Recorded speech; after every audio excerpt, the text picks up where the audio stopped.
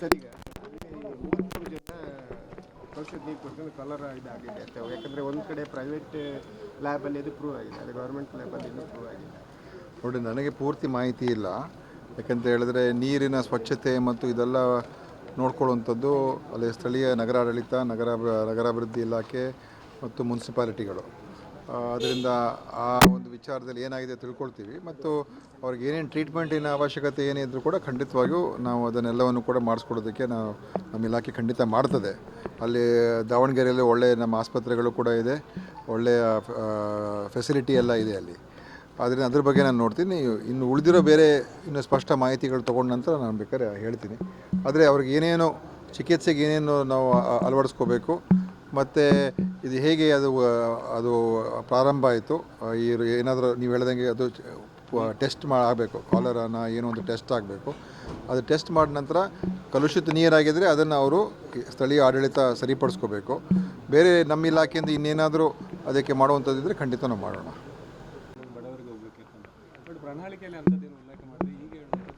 ಯಾವುದೇ ಒಂದು ಕಾರ್ಯಕ್ರಮ ನಾವು ಘೋಷಣೆ ಮಾಡಿದಾಗ ಅದು ನಮ್ಮ ಉದ್ದೇಶ ಏನು, ಸರ್ಕಾರದ್ದು ಯಾರಿಗೆ ಕಷ್ಟದಲ್ಲಿದ್ದರೆ ಅವರಿಗೆ ನೇರವಾಗಬೇಕು, ಅಷ್ಟೇ ತಾನೇ.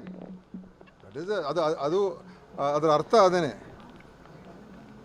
ಅದೇನೆ. ಯಾಕಂದರೆ ನಾವೇನೋ ಒಂದು ಕಾರ್ಯಕ್ರಮ ಮಾಡ್ತೀವಿ, ಅದರ ಉದ್ದೇಶ ಏನಿರ್ತದೆ, ಯಾರಿಗೆ ಕಷ್ಟವಿದೆ ಅವ್ರಿಗೆ ಸಹಾಯ ಆಗಬೇಕು. ಆ ಉದ್ದೇಶ, ಆ ಒಂದು ಮಾನದಂಡ ಅಡಿಯಲ್ಲೇ ನಾವು ಕೆಲಸ ಮಾಡಬೇಕು. ಅದನ್ನು ನಾನಿವತ್ತು ಮಾತಾಡ್ತಾ ಇರಬೇಕಾದ್ರೆ ಹೇಳಿದೆ. ಪ್ರಾಣಾಳಿಕೆ ನೀವು ಹೇಳಿದ ಪ್ರಕಾರ ಏನು ಸುಪ್ರೀಂ ಕೋರ್ಟ್ ಆದೇಶನ? ಪ್ರಾಣಾಳಿಕೆ ನಮ್ಮ ಪ್ರಾಣಾಳಿಕೆ ಹೇಳಿರೋದು ನಾವು ಮಾಡ್ತೀವಿ ಅಂತ. ಅದರ ಅರ್ಥ ಏನು? ಈಗ ನಾವು ಎಲ್ರಿಗೂ ಪಾಲಿಸ್ತೀವಿ. ಈಗ ನಾವು ಎಲ್ರಿಗೂ ಮನೆ ಕಟ್ಟಿಸ್ತೀವಿ, ಆಯಿತು. ಈಗ ಒಂದು ನಿಮಿಷ ನಾವು ಎಲ್ರಿಗೂ ಮನೆ ಕಟ್ಟಿಸ್ತೀವಿ ಅಂತ ಹೇಳೋಣ ಇಟ್ಕೊಳ್ಳೋಣ. ಇಟ್ಕೊಳ್ಳೋಣ. ಅದರ ಅರ್ಥ ಏನು? ಯಾರ್ಯಾರು ಕಷ್ಟದಲ್ಲಿದ್ದಾರೆ, ಬಡವರಿದ್ದಾರೆ, ಅವ್ರಿಗೆ ಸಹಾಯ ಮಾಡ್ತೀವಿ ಅಂತ. ಅದೇ ತಾನೇ ಅರ್ಥ.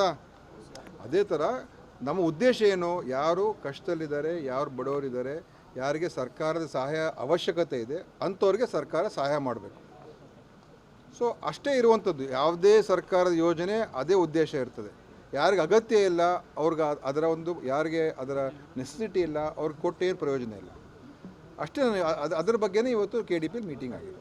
ಈಗ ಸರ್ ಮತ್ತೆ ಐವನ್ ಡಿಸೋಜ ಅವರ ಮೇಲೆ ಇನ್ನೂವರೆಗೂ FIR ಮಾಡಿಲ್ಲ ಅಂತ BJP ಅವರು ಹೋರಾಟ ಮಾಡ್ತಾ ಇದ್ದಾರೆ.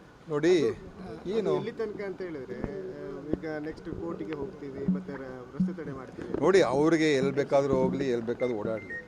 ಈಗ ಗಲಾಟೆ ಎಬ್ಸೋದ್ರಲ್ಲಿ ಯಾರು ಎತ್ತಿದ ಕೈ ಅಂತ ಹೇಳಿದ್ರೆ ಭಾರತೀಯ ಜನತಾ ಪಕ್ಷ, ಆಯಿತಾ?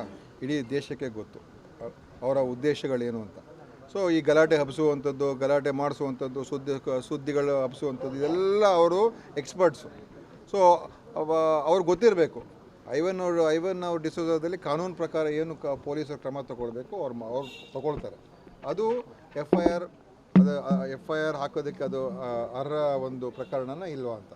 ಈಗ ಇವರು ಯಾರು ನಿಮ್ಮ ಬೆಳ್ತಂಗಡಿ ಶಾಸಕರು, ಅವರು ಏನೋ ಹೇಳಿಕೆಗಳೆಲ್ಲ ಕೊಟ್ಟಿದ್ದರು ಇಂಡಿಪೆಂಡೆನ್ಸ್ ಡೇ ದಿನಾಚರಣೆ, ಅದರ ಬಗ್ಗೆನೂ ಕಂಪ್ಲೇಂಟ್ ಹೋಗಿದೆ. ಅದೇನು FIR ಆಯಿತಾ? ಆಗಿಲ್ಲ ತಾನೇ. ಯಾವುದು ಕಾಗ್ನಿಸಬಲ್ಲು, ಯಾವುದು ನಾನ್ ಕಾಗ್ನಿಸಬಲ್ಲು, ಅದ್ರ ಬಗ್ಗೆ ಅವರು ಆ್ಯಸ್ ಪರ್ ಲಾ ಹೋಗ್ತಾರೆ. BJP ಹೇಳಿದ ತಕ್ಷಣ ಈಗ ಅವರು ಸ್ಟೇಷನ್ ನುಗ್ಗಿದಾಗ ಅದು FIR ಆಗುವಂಥ ಒಂದು ಕಂಪ್ಲೇಂಟು FIR ಹಾಕಿದ್ರು, ಕೋರ್ಟ್ಗೆ ಹೋಗಿದೆ. ಕೋರ್ಟು ಕೂಡ ಅವ್ರ ಬೆಳ್ತಂಗಡಿ ಶಾಸಕರು ರಕ್ಷಣೆ ಕೊಡಲಿಲ್ಲ. ಇದರಲ್ಲಿ ಆ ಥರ ಏನೂ ಇಲ್ಲ. ಮತ್ತು ಕಲ್ಲು ತೂರಾಟ ಮಾಡಿರೋರು ಯಾರು, ಹಿಂಸಾತ್ಮಕ ಘಟನೆ ಮಾಡಿರೋರು ಯಾರು? ಭಾರತೀಯ ಜನತಾ ಪಕ್ಷದವರೇ, ಅವರೇ ಮಾಡಿರ್ತಾರೆ. ಅವರೇ ಇನ್ಯಾರು? ಅವರೇ ಪಕ್ಷದವರಾಗಿರ್ಬೋದು, ಇಲ್ಲದೆ ಹೋದರೆ ಅವರ ಒಂದು ಇಬ್ಬರನ್ನ ಅರೆಸ್ಟ್ ಮಾಡಿದ್ದಾರೆ ಅಂತಲ್ಲ. ಇಬ್ಬರನ್ನ ಅರೆಸ್ಟ್ ಮಾಡಿದಾರಲ್ಲ, ಯಾರು ಮಾಡಿದಾಗ ಅವ್ರಿಗೆ ಹಿಡಿದಿದ್ದಾರಲ್ಲ. ಸೊ ಅವ್ರ ಬ್ಯಾಕ್ಗ್ರೌಂಡ್ ಏನು ಅಂತ ಗೊತ್ತಾಗ್ತದಲ್ಲ. ಅವ್ರು ಎಲ್ಲಿಯವರು, ಅವ್ರು ಏನು, ಅವ್ರು ಯಾರ ಜೊತೆ ಇರ್ತಾರೆ, ಏನು ಮಾಡ್ತಾರೆ, ಆ ಬ್ಯಾಕ್ಗ್ರೌಂಡ್ ಗೊತ್ತಾಗ್ತದಲ್ಲ. ಸೊ ಆ ಬ್ಯಾಕ್ಗ್ರೌಂಡ್ ಗೊತ್ತಾದಾಗ ಆಟೋಮೆಟಿಕ್ಕಾಗಿ ನಾವೇನು ಹೇಳಬೇಕಾಗಿಲ್ಲ. ಅವ್ರು ಯಾರು ಅಂತ ಅವ್ರ ಬಾಯಿಂದನೇ ಹೊರಗೆ ಬರ್ತದೆ. Thank you.